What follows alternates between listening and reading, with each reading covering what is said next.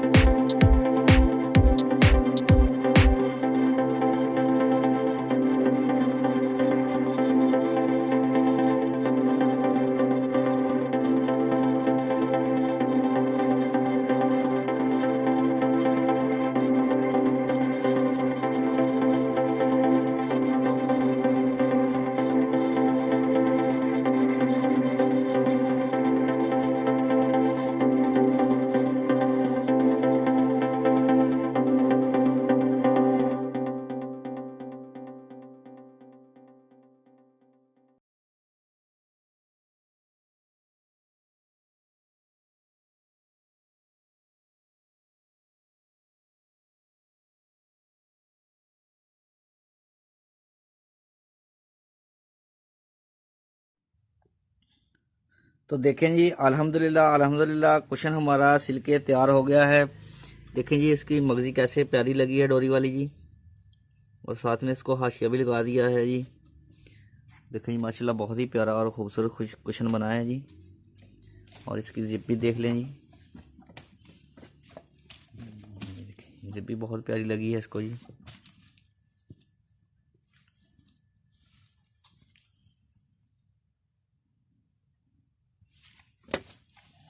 तो जी वीडियो अच्छी लगी है तो वीडियो को ज़रूर लाइक करें और मेरे चैनल को ज़रूर सब्सक्राइब करें। नेक्स्ट वीडियो के लिए मुझे दीजिए इजाज़त और अपना रखिए ख्याल। अल्लाह हाफिज़।